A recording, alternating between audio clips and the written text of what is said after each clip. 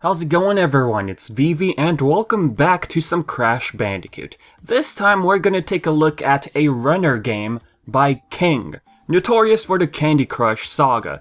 If you guys are unaware, Activision did buy out the company a couple of years ago. So with Activision being curious with mobile games right now, we're not surprised that Crash Bandicoot is getting this treatment. Don't worry, there will be another main Crash game. This is just a thing on the side, okay?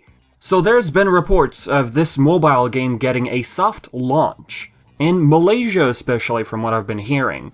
The link to the Google Play Store, which is currently active, it says unavailable for many regions. This limited release of the game to a few select markets is to have the game playtested.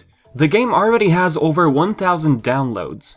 You can already find comments on the game.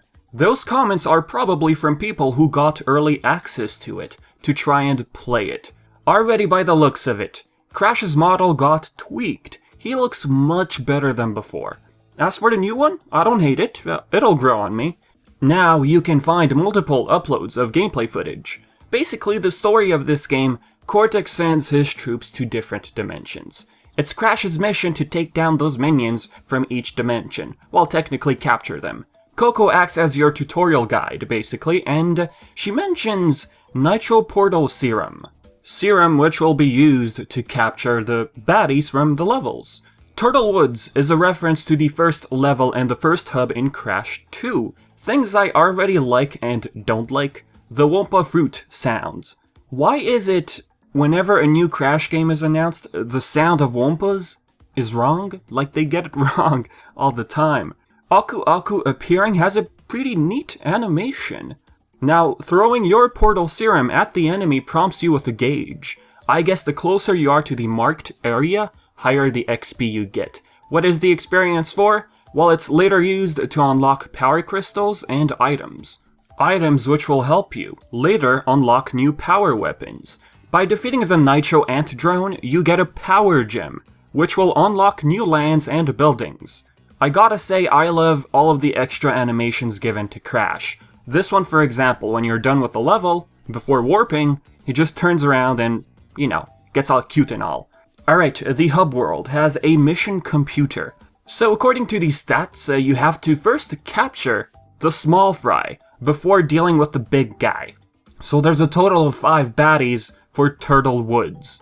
Wumpa Island has a total of 38 power gems. Another reference, this time to the Titans era. Scorporilla, a gorilla and scorpion merged together if you've played Mind Over Mutant and Titans. Oh no!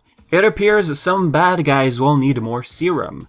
Creating another serum costs 99 Wumpas and 4 bark. And you have to wait a minute for the thing to fill up. Running out of bark, you can access the level you just played under the collection runs, but this time it appears to be expanded in a way.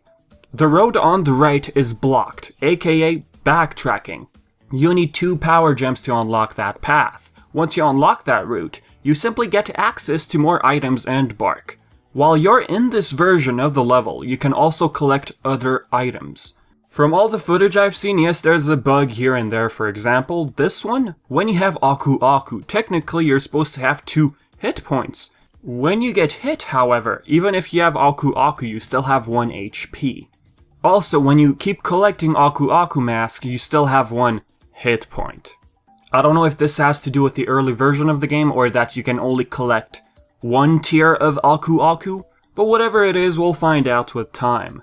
I heard from the comments the game would crash past the tutorial phase. So yeah, early stuff, guys. Here, for example, I've noticed a floating plant. That's not supposed to be there, so it's just early stuff. If you still need bark, it appears you can keep going back and forth to the same collection run. I feel this is where they'll shove in microtransactions.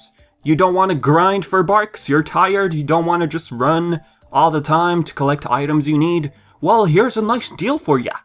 I wouldn't be surprised if that happens.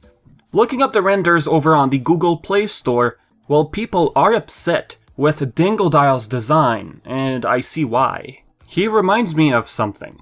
Was Toys for Bob designing for this mobile game?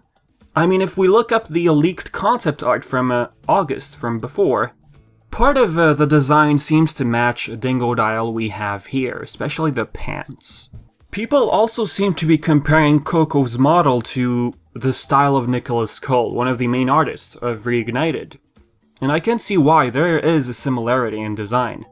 As for you guys wondering about release dates and stuff like that, no, there isn't anything official yet, alright? So with that being said, guys, if you have any questions, your own thoughts, feel free to leave it all in the comments section below. And if you're curious about the whole gameplay footage, the link will be in the description below, alright? So yeah, I've been Vivi and thank you for watching.